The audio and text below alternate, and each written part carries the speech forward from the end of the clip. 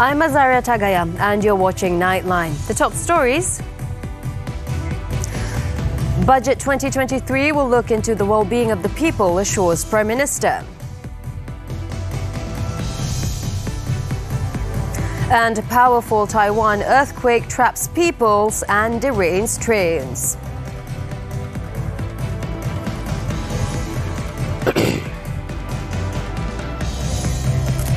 Good morning. Prime Minister Datuk Seri Ismail Sabri Yaakob provided assurance that the Indian community in the country will not be left behind in development. He said that the government has approved various allocations and initiatives for the Indian community, including anti-poverty efforts, as well as for their social development, social economy and prosperity, in line with the Keluarga Malaysia key philosophy that no one will be left behind. Speaking at the MIC National Brigade and Crime Prevention Exhibition launch on Sunday, Datuk Seri Ismail Sabri said this includes 100 million ringgit under the Malaysian Indian Transformation Unit or MITRA for anti-poverty efforts and the social development of the community under the National Unity Ministry. A further 25 million ringgit has also been allocated for Indian community entrepreneurship development programs. The Prime Minister also said he has agreed to return MITRA to the Prime Minister's department, as this was among the many requests made by MIC President Tan Sri S.A. Vigneswaran as a show of support for the Barisan Nasional BN Component Party. Yang pertama mengenai mitra, saya setuju untuk diletakkan direct di bawah Perdana Menteri atau JPM.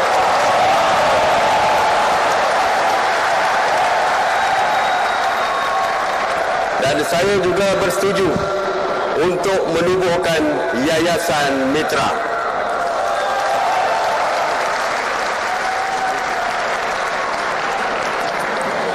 Dan Sri Wiki juga mencadangkan supaya dimasukkan ke dalam bajet untuk sejumlah 2 juta untuk hardcore poor, pelajar-pelajar dari keluarga miskin Tegar.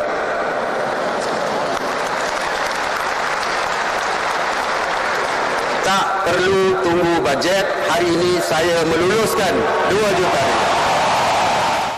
In addition to existing efforts, Datuk Seri Ismail Sabri said the Cabinet has also approved the establishment of a Cabinet Committee on Indian Community Socio-Economic Development, which he will also chair.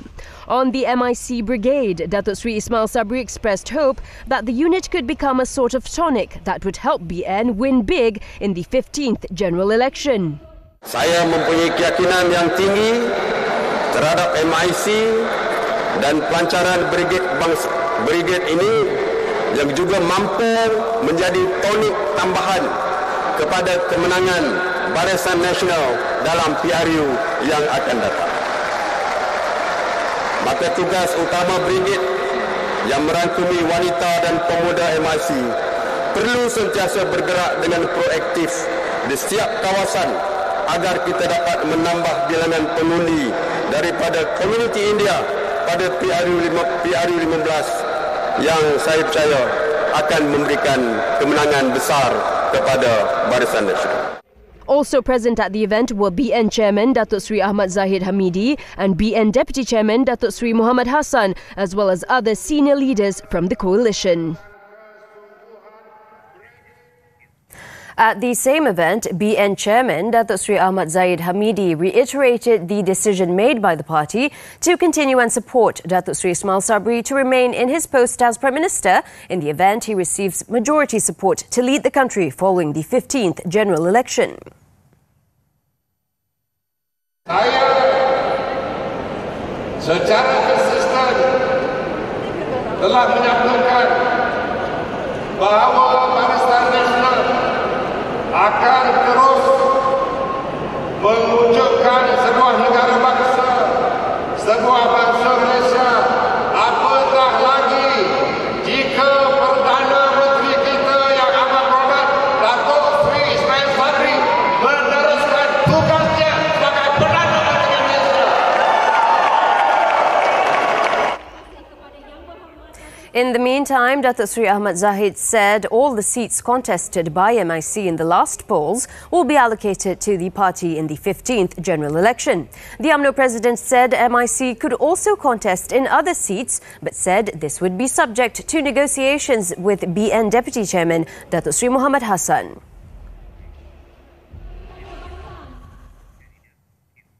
At another event in Seremban on Sunday night, the Prime Minister has given the assurance that the government will not marginalise efforts to empower urban and rural Chinese communities in the tabling of the upcoming Budget 2023. He said Budget 2023 will be a wholesome one that will look into the well-being of the people and help them to face challenges that come their way. Ini termasuklah mewujudkan peluang-peluang pekerjaan baru dan meningkatkan pendapatan rakyat serta memastikan kelangsungan sektor perniagaan.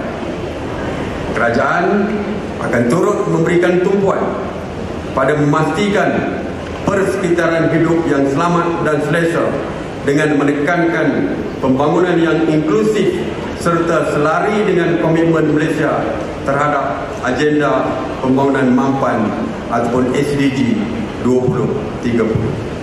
Langkah ini bertujuan memastikan semua ahli keluarga Malaysia dapat menikmati manfaat daripada pencapaian pembangunan negara tanpa kompromi terhadap hak generasi akan datang.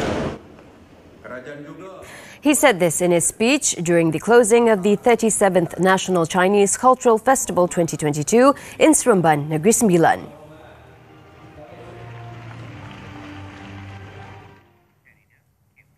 The government has obtained specific leads on the alleged breach of personal data and payroll details of several ministers, and a statement will be made by the National Cyber Security Agency soon. Communications and Multimedia Minister Tan Sri Anwar Musa said the government has held several meetings and discussions as it viewed the data leak and theft seriously. CSM di bawah kementerian akan memberikan perkhidmatan penyiasatan forensik. Kerana tenaga pakar dalam forensic studies itu ada di Cyber Security Malaysia di bawah kementerian, dan juga MCMC sebagai satu badan kawal selia juga diperlukan memberikan input-input tertentu, terutama sekali dalam nak mengenal IP registration dan sebagainya. He said this when met by reporters after a presentation session of Peranti Siswa devices at the Kelantan Matriculation College in Kot Lannas on Sunday. Tan Sri Anwar also said his ministry was developing a framework to improve or curb issues of data theft, as it not only occurred in Malaysia but also all over the world. Media outlets had earlier reported about the alleged data theft incident where hackers claiming to be from a grey hat cybersecurity organisation alleged that they had breached the civil servant e-payslip system to expose its weaknesses. The group claimed that it could access over 1 million rows of identities via the database. On Friday, it was reported that police had launched a probe into the claim by the group, who said they possessed personal data and reportedly planned to sell it from September 19th onwards. The Domestic Trade and Consumer Affairs Ministry is requesting a higher allocation under Budget 2023 so that it could continue its focus on people-oriented initiatives such as the price standardization for Sarawak, Sabah and Labuan, as well as community drumming, which is a program meant to ensure sufficient supply of essential items in the rural areas. Its Minister, Datuk Seri Alexander Nantalinggi, expressed hope for next year's allocation to be higher than the provision under Budget 2022, considering that global inflation was still affecting the prices of raw materials. Kalau di kawasan ini, semua barangan ini kalau dijual memang kosnya tinggi tanpa bantuan daripada kerajaan. Sebab itu program community drumming yang dilaksanakan sejak tahun 2009 sehingga hari ini, dan untuk tahun depan Kabinet AB ini memohon tambahan bajet untuk kegunaan ataupun program ini, sebab sekarang ada lokasi-lokasi yang memerlukan yang selama ini tidak termasuk dalam senarai yang diberi layanan ini, kita masukkan. He said this when met by reporters after officiating the opening ceremony for the Keluarga Malaysia Sale 2022 program in Kampung Mongkos, Serian on Sunday. Datuk Sri Alexander Nantas said the community drumming program in particular would need a large allocation to cover the high logistics cost incurred in delivering the basic necessities to many points of sales in the rural areas. Moreover, he said other programs implemented by the ministry were meant to help boost the economy of traders and small entrepreneurs, as well as the ordinary citizens in need of subsidies for supplies such as chickens and eggs. He said the ministry also needed to cooperate with various ministries to come up with measures to deal with inflation with regard to its impact on essential items such as chicken, eggs and cooking oil. He also assured that the provision of subsidized cooking oil in packs, priced at RM2.50 per kilogram, would be continued by the ministry. However, Datuk Sri Alexander Nantas said this would require a huge budget because cooking oil prices are based on global pricing of palm oil and crude palm oil. Kuala Lumpur City Hall, DBKL, is in the process of obtaining a suitable design to build a flood wall at flash flood hotspots identified in the capital. KL Mayor Datuk Sri Mahadi Cik Ngah said the construction of the flood wall was to replace the use of sandbags, which were a temporary measure to combat the problem of flash floods. Flood wall tu kita perlu ada proper design kerana ia memerlukan foundation yang kukuh. Bila kadang-kadang air ni kuat, jadi bila air banyak, flood wall itu benar-benar dapat berfungsi dan menyekat air daripada melimpah keluar ke kawasan yang rendah daripada kawasan sungai tadi. Datuk Sri Mahadi spoke to the media after launching the Kuala Lumpur Sports, Events and Facilities application at Dataran DBKL on Sunday. He also said he had already engaged with a competent contractor to build it once the design is finalised. Datuk Sri Mahadi added that DBKL and the Department of Irrigation and Drainage, DID, as well as agencies involved in flood mitigation management, will hold further discussions in preparation for the rainy season. The matter will be discussed in a meeting this week and will detail other appropriate steps to be taken based on the latest data from DID as an effort to deal with the high amount of rainfall at the end of the year.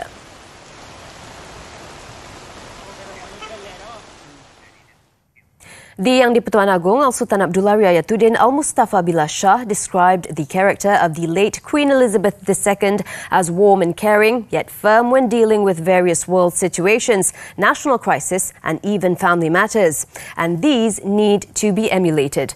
Al-Sultan Abdullah and Tunku Hajah Aziza Amina Maimuna Iskandaria have been in London since Friday to attend the state funeral of Queen Elizabeth II, who died on September 8th. TV3 correspondent Haliza Hashim reports from London.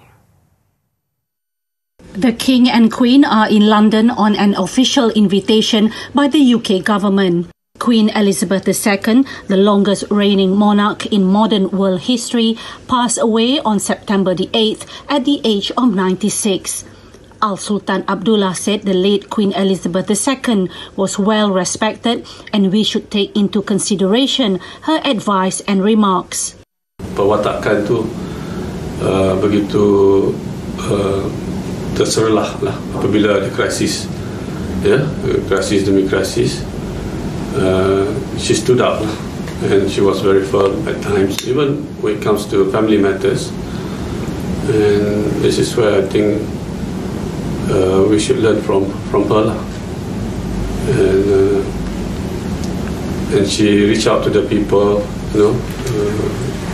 very warm to the people, and kita tengok saja minggu ni berapa ratus ribu orang queue sampai 24 jam menunggu, masih lagi panjang. Dan ini menunjukkan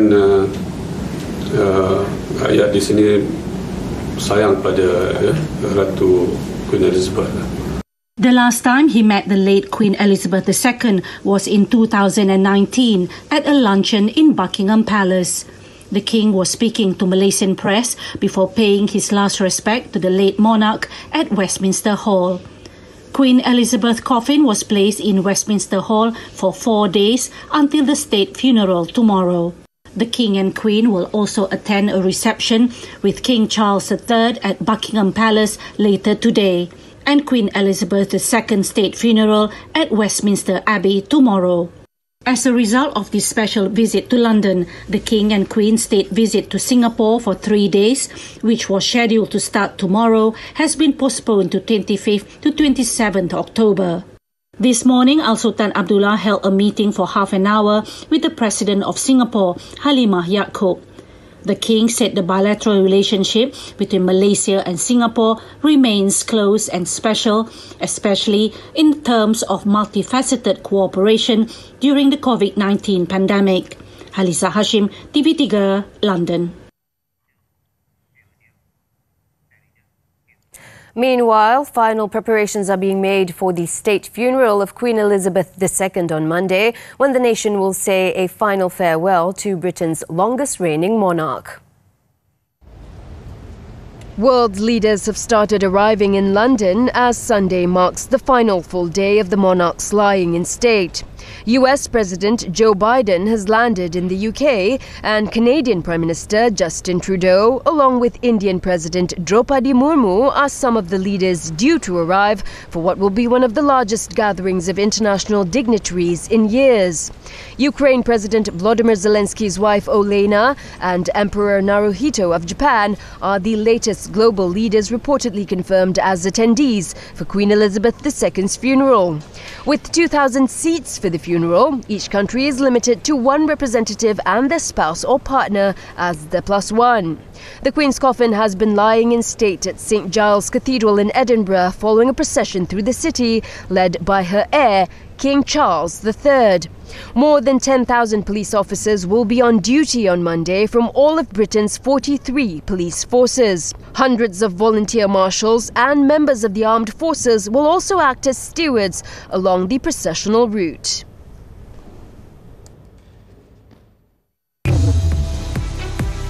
After the break, thousands seek safety in shelters as Typhoon Nanmadol hits Japan.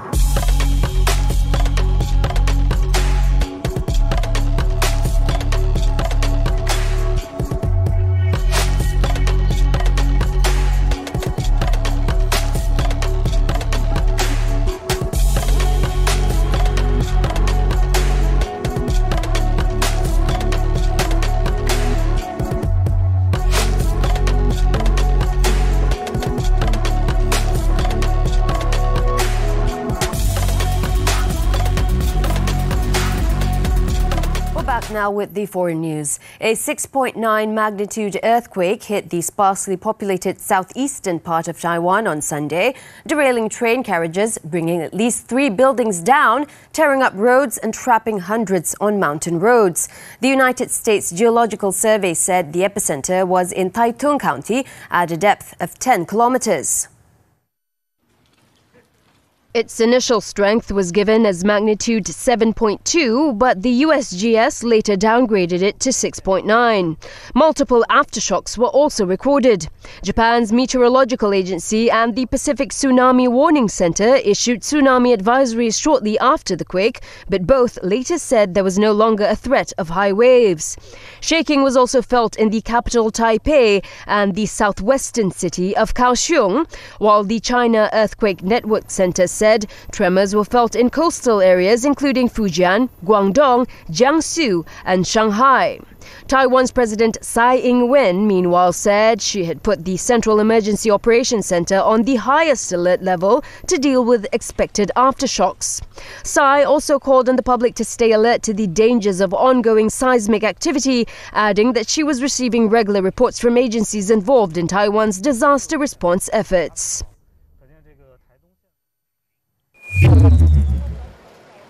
In the meantime, Taiwan's fire department said all 4 people were rescued from a convenience store that collapsed in Yuli, and 3 people whose vehicle fell off a damaged bridge were rescued and taken to hospital. In a statement made by the Taiwan Railways Administration, some 6 carriages came off the rails at Dongli Station after part of the platform canopy collapsed, but there were no injuries. Over in the mountains, more than 600 people are trapped on the Chike and Liuxishi areas, and reports say there were no injuries and work is being done to reopen roads. There are few international tourists in Taiwan these days because the island maintains mandatory COVID quarantine for most arrivals.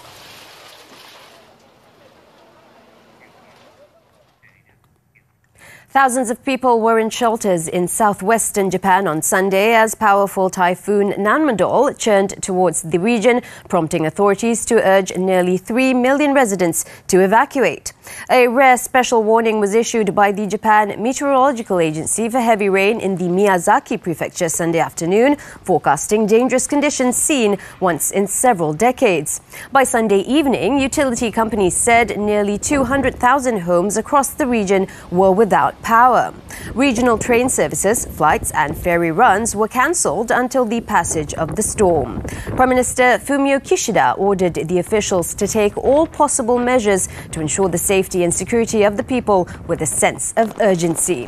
The storm is forecast to curve east and pass over Japan's main island of Honshu early next week before moving out to sea by Wednesday.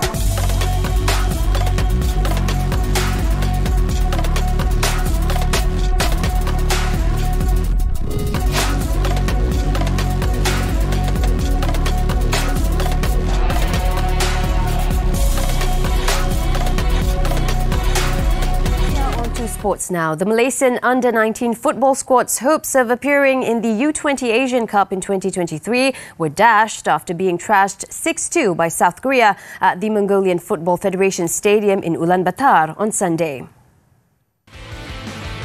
In the last Group E match of the qualifying round, Suwon FC striker Lee Yong-jun wasted no time in becoming a thorn in the flesh of the Harimau Muda squad, scoring a hat-trick in the 34th, 74th and 81st minute. South Korea romped to a goal fest through Lee Sung-won's 2 goals, a 57th minute strike and an 88th minute penalty, while Bae Jun-ho was also on target in the 50th minute. Malaysia narrowed the gap through goals from Adam Farhan Faisal in the 55th minute and Alif Izwan Yuslan in the 68th minute, while Ubaidullah Shamsul was sent off in the 67th minute after receiving a second yellow card.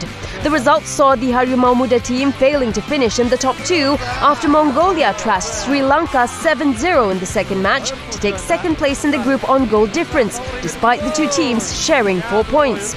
Only 10 group champions and the 5 best runner-ups have a chance to qualify for the final round in Uzbekistan, which is scheduled to take place from March 1st to March 18th.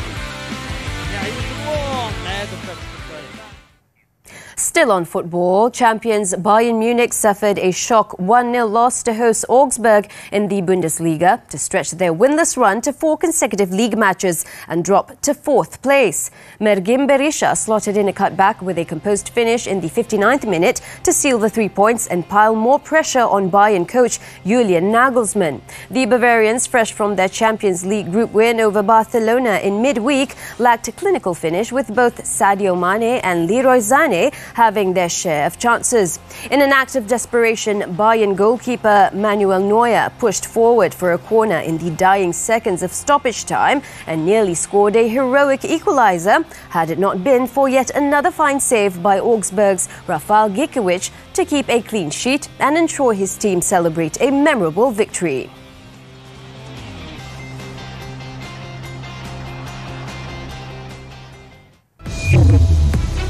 Still to come, Thai police distributes pictures of Malaysian woman abducted in Tumpat. Stay with us.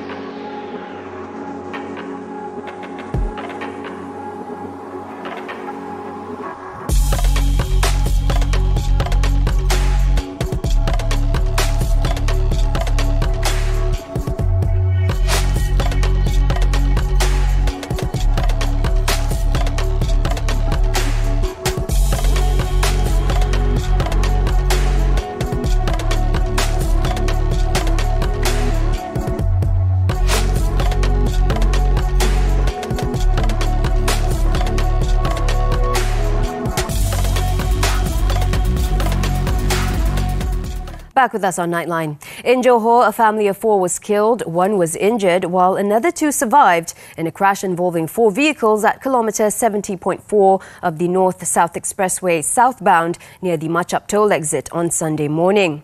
Rengam Fire and Rescue Station Operations Commander Abdul Rahim Razali said the 7 a.m. incident involved a Perdua Myvi, a Toyota Hiace, a Volvo trailer and a Toyota Corolla, which were believed to be coming from the same direction from Kuala Lumpur towards Johor Bahru. He said the dead were Toyota Corolla driver Goh Tiong Seng in his 50s, his wife Hong Mei Yin also in her 50s, and their 2 children, daughter Goh Pei Chiu and son Goh Juan Ting, both in their 20s.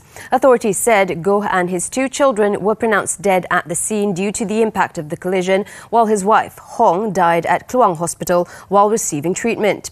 However, the Myvi driver and the trailer driver were not injured, while the injured van driver was taken to Kluang Hospital for further treatment. The case is being investigated under the Road Transport Act.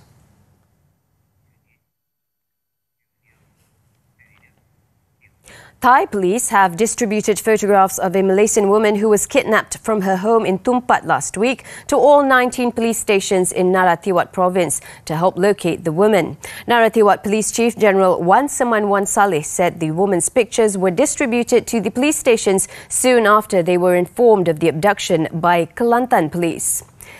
He added that the 19 police stations include 4 stations which border Kelantan in Takbai, Sungai Golok, Waing and Buketa. Along with the woman's pictures, he said Thai police also distributed the picture of a Malaysian suspect believed to be involved in the kidnapping.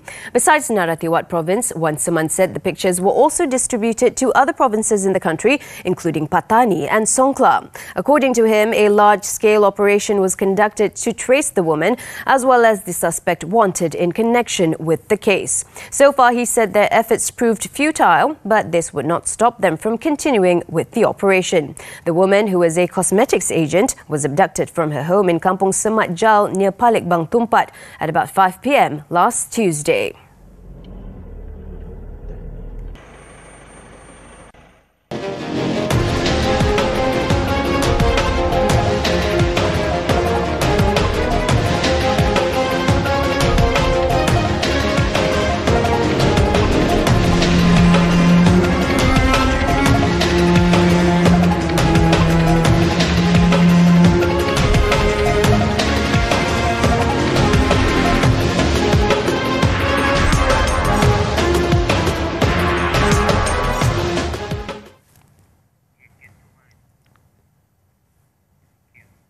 That wraps up Nightline this time around. Before we leave, let's take a look at the winners of the Tango World Championship Ballroom and Stage Style competitions on Saturday in Buenos Aires. Patagonian couple Cynthia Palacios and Sebastian Bolivar snatched the ballroom first prize as over 20,000 spectators attended to see the event live in one of the city's main avenues. With that, I'm Azaria Tagaya. Thank you for watching and have a great week ahead.